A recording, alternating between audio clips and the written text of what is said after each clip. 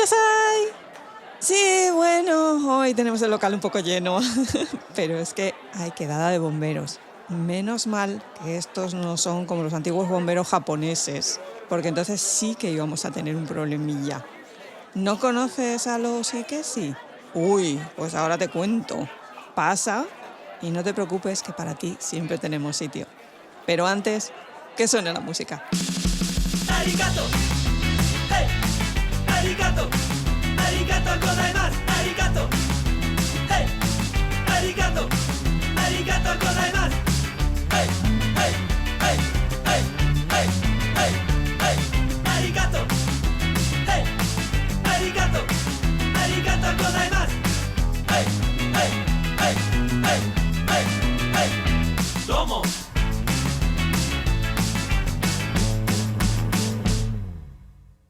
Hola gente, aquí Kitsune de Historias de una Izakaya. Hoy vengo a hablaros de bomberos. Pero antes de que empecéis a celebrarlo, lo advierto, no va a ser sobre esos C-dramas de bomberos que han salido últimamente, ni sobre los bomberos actuales. Voy a hablar de los bomberos de la antigua ciudad de Edo, actual Tokio. En japonés, la palabra más habitual para mencionar a los bomberos es hikeshi. Hi, fuego, kesi, apagar. Pero a lo largo del tiempo también han recibido otros nombres, como por ejemplo Tobi no mono, que Tobi es el nombre de un pájaro, el milano negro siberiano, y mono persona. Esto tenía que ver con un gancho que llevaban que se parecía bastante al pico de esa ave, pero de esto hablaremos un poquito después. Y otra de las denominaciones que había era Hikeshi Doshin, que significa policías del fuego.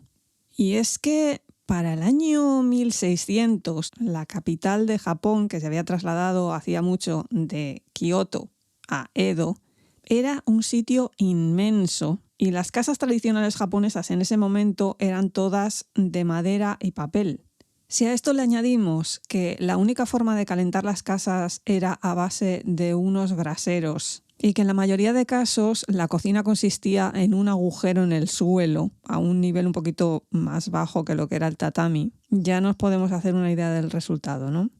Además, parece ser que hay determinados momentos del año donde el viento sopla de una manera bastante constante y fuerte que favorecía una enzima que si se producía un incendio, aquello se expandiera por toda la ciudad. Así que había momentos del año en los que las familias decidían enviar a las mujeres, los niños, los abuelos fuera de la capital para protegerlos de esos posibles incendios.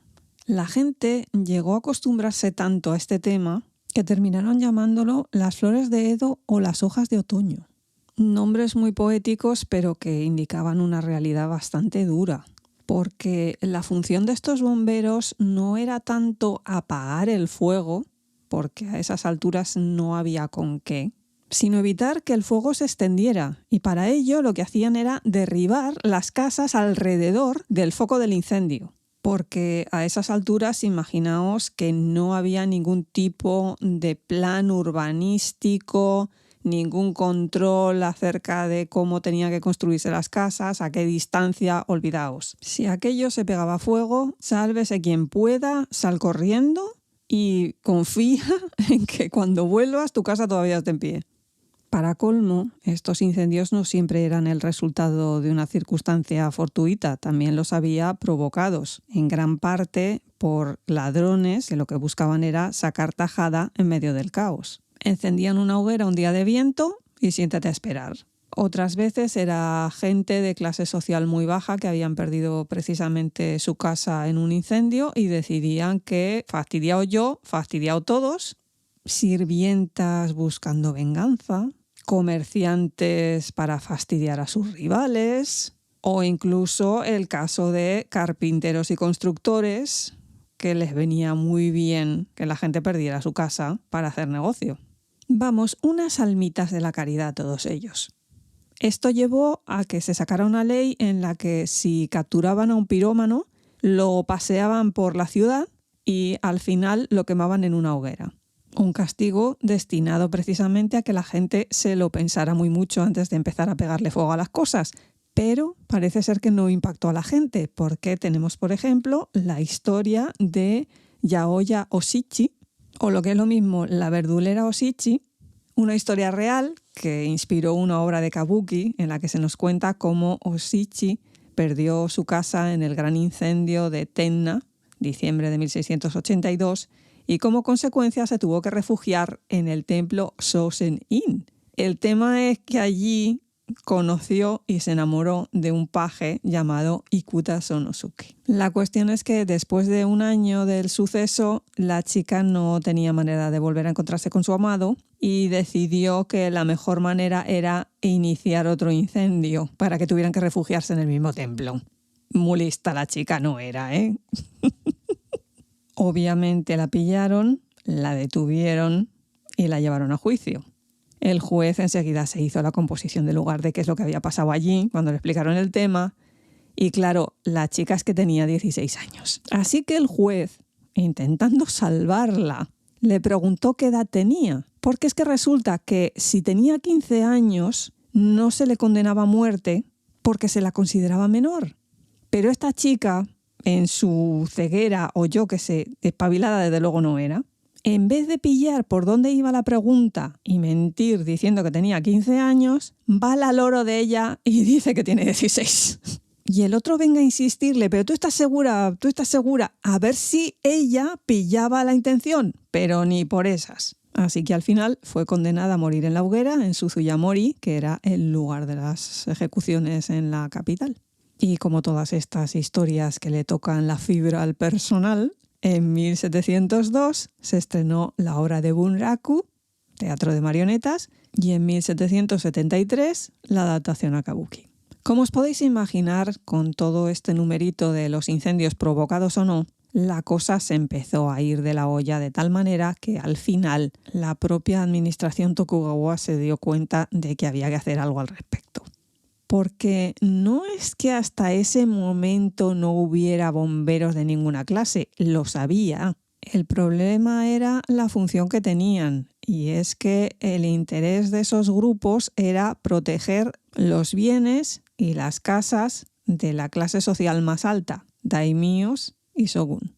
Hasta ese momento lo que existía eran los bomberos samurái, buke hikeshi, divididos a su vez en dos grupos, los daimyo hikeshi, que eran compañías privadas destinadas a proteger los palacios de los daimyo, y los yobikeshi, que formaban parte de los hatamoto o portaestandartes que dependían directamente del shogun, cuya función era proteger el castillo de Edo. En un primer momento sin mucha estructura, pero a partir de 1685 el shogun Ietsuna estableció toda una serie de estaciones de bomberos oficiales en Iibashi, Ichigaya, Ochanomizu y Kojimachi. Todas ellas en los sectores norte y oeste de la ciudad, precisamente por el viento este que os había comentado, y así evitar que el incendio llegara hasta el castillo. Pero claro, esta gente, muy samurái, pero estaban para proteger a las élites. El resto del personal, si se les quemaba la casa, a ellos les daba igual. Lo que pasa que el fuego pues no se para a pensar, ay, espera, que es que esto es del daimyo de turno, que es que esto es del shogun de no sé qué, que esto es el castillo de no sé quién. Y la mejor estrategia precisamente era protegerlo todo. Porque es que además llegó un punto en que se incendiaban tantas veces según qué zonas de Edo que la gente no podía pagar la reconstrucción. Así que te podías encontrar amplias zonas en las que había arrasado un incendio y aquello ya no se volvió a construir porque ¿quién iba a volver allí? Así que al final, después de mucho pensárselo, el shogunato Tokugawa decidió implementar una serie de medidas para evitar que los incendios se propagaran. Primero construyeron toda una serie de torres a lo largo de la ciudad que se llaman Hinami-yagura, que contaban con una campana en la parte superior para que si se producía un incendio, subiera allí una persona que dando una serie de toques determinados indicara por dónde estaba viniendo el incendio, el nivel de peligrosidad, etc. Otra de las medidas fue que la gente tuviera un cubo lleno de agua siempre en casa. Eso hoy en día aún se puede ver en según qué sitios.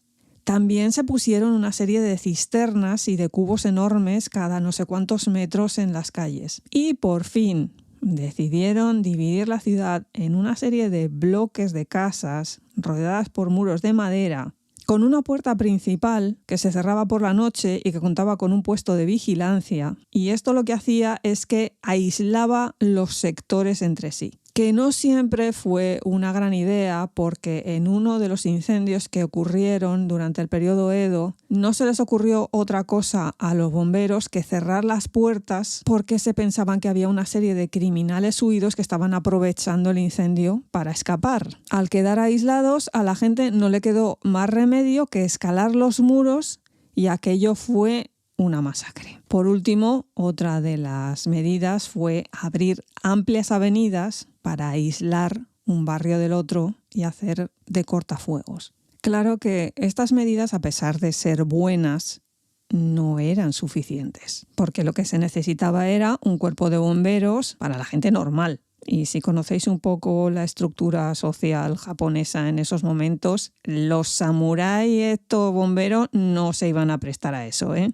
Tuvo que llegar el octavo shogun Tokugawa, que se llamaba Yoshimune, para empezar a regular este tema. En 1720 creó 48 grupos situados al este del río Sumida y los designó por una sílaba del hiragana, así que se les conocía como los Iroha Yonju Hachigumi, que traducido sería los 48 grupos alfabéticos. Estos grupos formaban parte de lo que se denominó los Machi Bikeshi, o los bomberos de barrio, una gente con un trabajo muy peligroso y que normalmente procedían de las clases más bajas, así que eran mal vistos por los samuráis y los comerciantes. El resto de los habitantes de la ciudad los veían con una mezcla de admiración y temor. Lo primero, porque había que tenerlos muy bien puestos para meterte en medio de un incendio.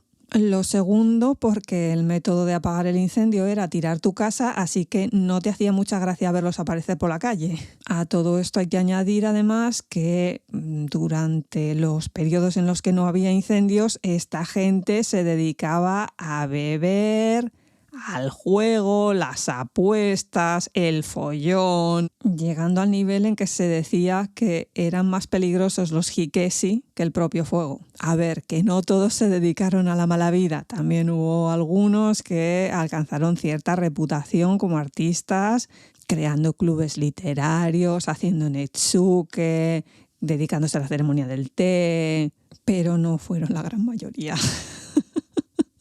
Precisamente porque esta gente no encajaba para nada en esa estructura feudal anquilosada japonesa, desarrollaron una importantísima conciencia de grupo que se manifestaba en un lenguaje propio, símbolos distintivos y los horimono, los tatuajes. Un elemento importantísimo para los hikeshi, porque no era solamente una demostración de quiénes eran, sino también un elemento de protección. En la mayoría de casos eran divinidades relacionadas con el agua, carpas, dragones, con el fuego, demonios, dioses del infierno, o con figuras budistas como los bodhisattva, que seguro que ahora mismo habrá gente que estará diciendo «esto me suena, esto se parece a alguien». Sí, esto se parece muchísimo a la yakuza. Pero es que el origen social de los yakuza y de los hikeshi no se distancia mucho y realmente desarrollaron una serie de cosas en paralelo. ¿Hasta qué punto en ese momento si veías a alguien con un tatuaje sabías si era un yakuza o un hikeshi?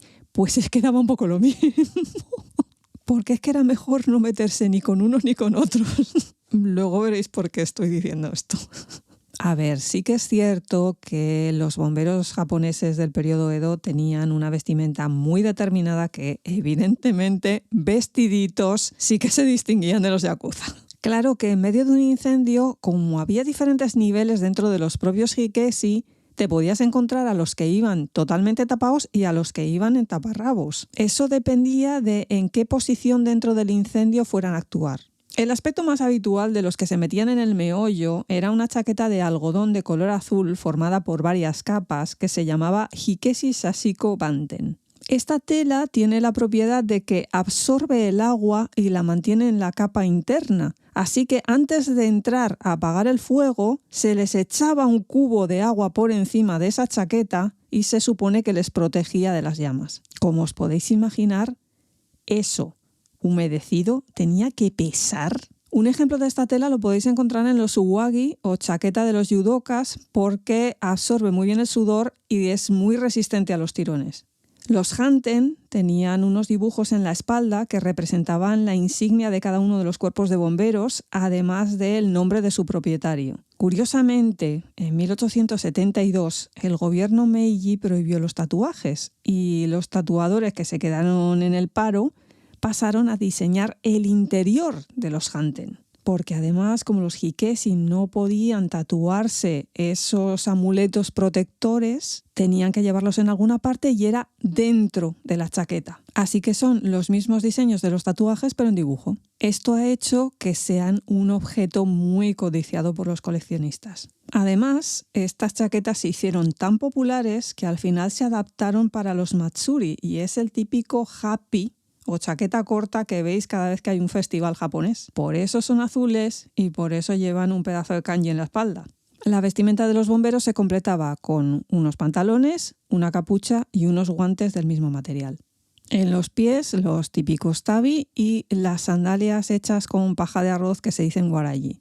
Luego ya, dependiendo de cuánto estuvieras alejado del fuego, realmente había otro tipo de uniformes que no tenían tantos elementos. Por ejemplo, podían prescindir de la capucha y llevar solamente un tenugui en la frente, o los que os comenté que solamente llevaban el fundoshi. En cuanto a las herramientas que tenían para combatir el fuego, la principal, ya os la he comentado, eran unas largas pértigas terminadas en un gancho que se llamaba kamayari. Otro elemento muy importante eran las escaleras de bambú, llamadas hasigo, que servían para acceder a los tejados de las casas. Y por último, los matoi, que eran unos estandartes propios de cada una de las brigadas de bomberos, cuya función era hacer señales a los otros equipos. Su portador se situaba en el tejado más alto o, en su defecto, subía al tope de una de las escaleras de bambú más altas. Con una serie de movimientos del estandarte iba indicando a los otros equipos o a su propio equipo por dónde venía el fuego, por dónde se había extinguido, y permanecía en ese punto hasta que el fuego había sido sofocado por completo. Cuando ya no había peligro, los bomberos gritaban "Sitabi, Sitabi", que significa "el fuego declina", para avisar a los vecinos de que ya podían regresar a sus casas o a lo que quedara de sus casas. El tema mangueras y bombas de agua no aparece hasta el siglo XVIII, con un mecanismo que se llamaba ryodosui, o dragón que lanza agua, que consistía en una cisterna de madera con una bomba y una semi-manguera hecha con bambú. El principal problema que tenía es que eso había que estar constantemente llenándolo y no había forma de cargarla con agua porque no había ni fuentes ni nada. Que muchas veces nos olvidamos de que esto del agua corriente es de hace 4 días, ¿eh? Para que os hagáis una idea de la importancia que tenían los hikesi en la ciudad de Edo, en 1783 eran 11.000 miembros, en 1850 24.000. Pero es que claro, entre 1601 y 1867 hubo 49 incendios devastadores en la ciudad de Edo. Y cuando digo devastadores es que arrasaban, de no quedar nada. Al final se pasó también a implementar una serie de normativas en la construcción que, por ejemplo, incluyeron los tejados con tejas. Y los que se lo podían permitir montaron en sus casas un cuarto o un edificio, una estructura que normalmente era ignífuga porque estaba hecha con adobe o con piedra y cubierta de teja, para guardar allí cosas importantes, documentos, y si no tenía los posibles, otra opción era excavar un agujero en la tierra por debajo de la casa y allí se metían objetos de valor, papeles, dinero. No siempre con la intención de protegerlo del fuego, sino que ya os he dicho que era también para protegerlo de los ladrones que aprovechaban la circunstancia. Luego ya con la modernización del país y el periodo Meiji, todo este tema de los bomberos se reguló bastante al modo occidental y muy parecido a cómo se estaba funcionando en el resto de países. Pero aún a día de hoy podemos disfrutar de una serie de ejercicios acrobáticos con esas escaleras de bambú, rememorando los viejos tiempos, porque las brigadas de bomberos cada 6 de enero hacen una serie de demostraciones acrobáticas gratuitas que se dicen Dezomesiki, que incluyen precisamente esas acrobacias en las escaleras que se dicen Hashigonori.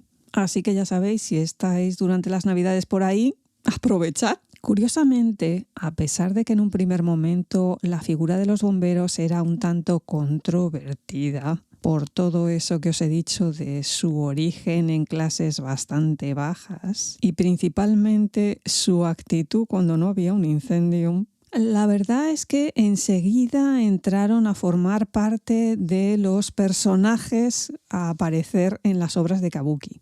Una de ellas basada en un hecho real que ocurrió en 1805 cuando un grupo de hikesi se lió a tortas con un grupo de luchadores de sumo en el santuario de Shibada Jingu. Lo que cuentan las crónicas es que en el santuario se estaba realizando un torneo de sumo y los hikesi del barrio decidieron que pachulos ellos y que no tenían que pagar la entrada al santuario para ver nada. No sé hasta qué punto al final pagaron entrada o no. La cuestión es que montaron el follón y los luchadores de sumo, que en aquel entonces eran el top del top del top, además de estar muy bien considerados porque se supone que hacían una tarea sagrada, no les pareció nada bien que los bomberos se permitieran entrar al santuario y estar como Pedro por su casa, así que lo resolvieron a tortazos, pero a tortazos que creo que se pegaron un día entero dándose, ¿eh? Y porque llegaron las fuerzas del orden, que si no a lo mejor aún siguen allí. También os digo, para liarse a tortas con un sumotori hay que tenerlos, porque esos individuos ahora son altos y enormes, pero es que entonces eran más altos y más enormes en comparación con la media de la población. Pero bueno, ya sabemos que los hikesi no le temían a nada. Si tenemos en cuenta lo que ocurrió realmente, como culpables tal vez podríamos considerar que fueron los bomberos. Pero luego, como la adaptación a kabuki es muchísimo posterior y además en época Meiji, los intereses habían cambiado. Y las temáticas del kabuki iban a contentar a un sector de la población más del común. Y claro, un sumotori no es el común. Así que nos encontramos con que los hikesi son los héroes de la historia. El título oficial de la obra es Kami no Megumi wa Go no Torikumi, pero se le conoce en todas partes como Megumi no Kenka. Traducción, una pelea del cuerpo de bomberos Megumi. Ese me es el me del silabario que impuso el Shogun Tokugawa para cada una de las brigadas de bomberos. Y gumi significa banda, grupo. Lo habréis oído muchísimo cuando se habla de los shinsengumi. Pero estos últimos no eran bomberos, ¿eh?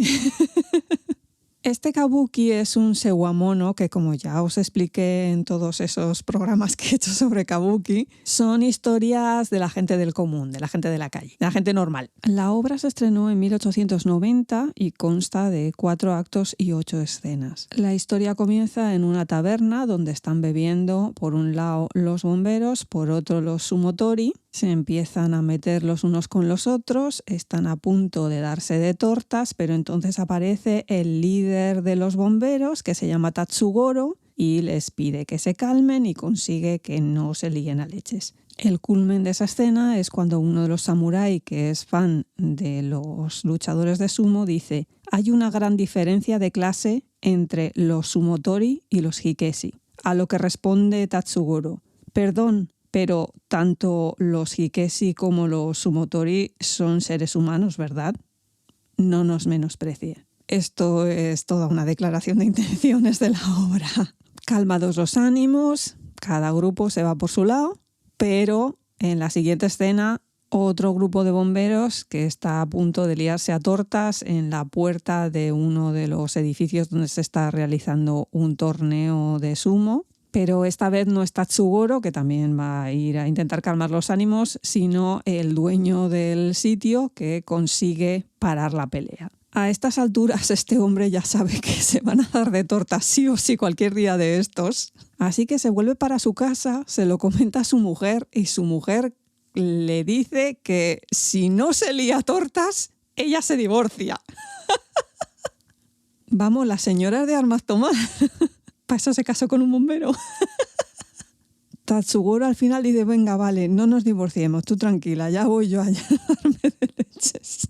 Así que se organizan para ir en grupo al siguiente torneo de sumo, que es precisamente en el santuario este de Shiba Daijingu. Lo que pasa que él da orden de que se esperen a que el público haya abandonado el lugar para empezar la pelea.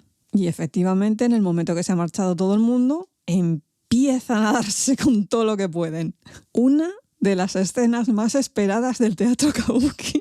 Porque además el autor se preocupó muchísimo de incluir dentro de la pelea una serie de objetos de uso muy cotidiano en ese momento, relacionados además con los diferentes papeles de los dos grupos. Objetos que se han conservado dentro de la obra. Así que vemos toda una serie de cosas muy habituales en ese momento del siglo XIX, pero que ahora pues no usa nadie. Obviamente los bomberos van a utilizar sus cosas, las escaleras, los ganchos, y los sumotori se dedican a golpear con los bancos en los que estaba sentado el público.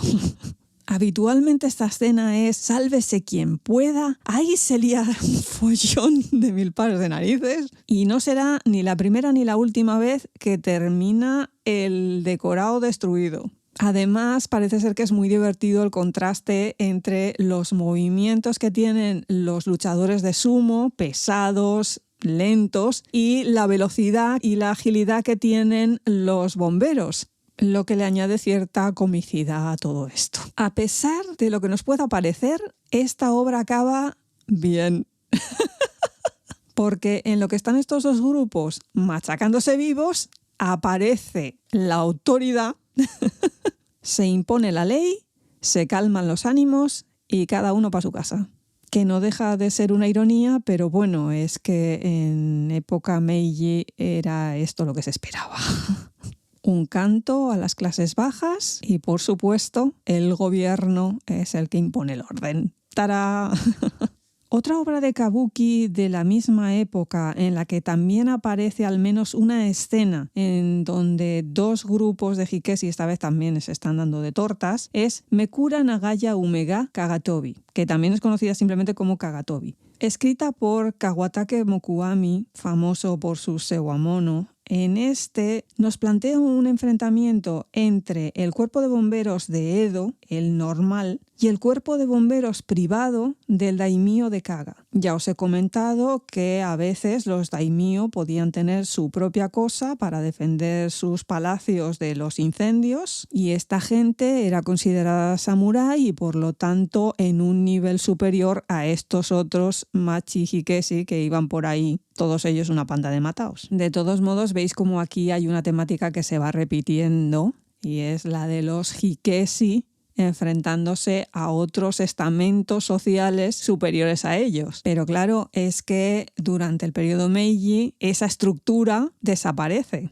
Lo único que en esta obra la gracia no está en el lío de darse de tortas, sino más bien en la escena en la que cada uno de los bomberos se va presentando, porque enlaza con otra escena famosísima en la que también los personajes se van presentando, que la escena se llama Shiranami Goni no Toko.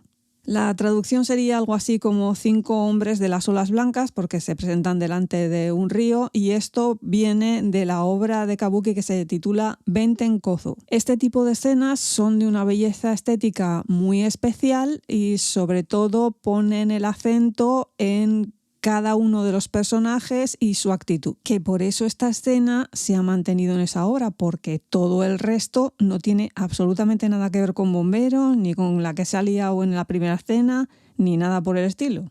Pero a la gente le motivaba. Y fuera de lo que es el kabuki, se estrenó en el año 1978 un dorama titulado Abarenbo Shogun, que se traduciría como El Shogun Libre.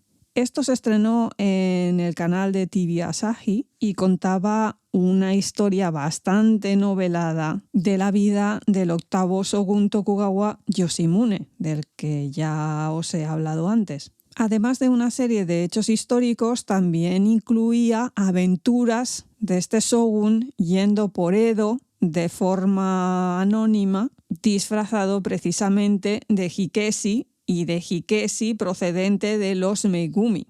Este dorama tuvo tanto éxito que se prolongó hasta el año 2003 y en el 2004, como episodio final, hicieron un especial de 2 horas. Vamos, que en ese dorama ha pasado de todo. Como curiosidad histórica, no solamente fue famoso en Japón, sino que también se emitió en Hawái y marcó a toda una generación de americanos japoneses que vivían en la isla. Ya sabéis, si alguna vez os quedáis sin nada que ver, aquí tenéis una serie bastante larga. Pero, en el caso de la izakaya, como somos de seguir el consejo ese de lo bueno si breve 2 veces bueno, simplemente recordaros que está ese maravilloso y estupendo botón que dice suscribirse, seguir, no sé cómo se dirá ahora en cada una de las plataformas, más luego la opción de corazoncitos, pulgares, comentarios y esa pedazo de página web que tenemos, www.podpage.com/historias-de-una-izakaya/. Ahí está concentrada toda la información de la izakaya, los episodios, nuestro email, el canal de YouTube, dónde encontrarnos en redes sociales, botoncitos que os llevarán a cada una de las plataformas donde sale el podcast. Más sencillo, imposible. ¿Que esto de poner direcciones de páginas web no se os da bien? Tranquilidad, os vais a un buscador y ponéis podpage, con G, historias de una izakaya. Y enseguida os saldrá el resultado. Por mi parte, sin mucho más que añadir, cuidaos mucho, gente. ¡Yane!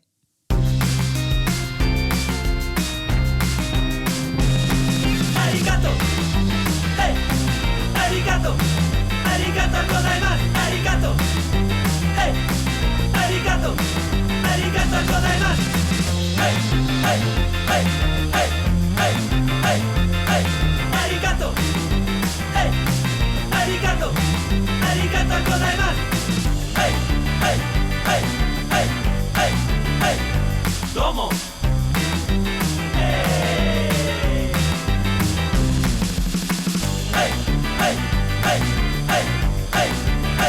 Arigato.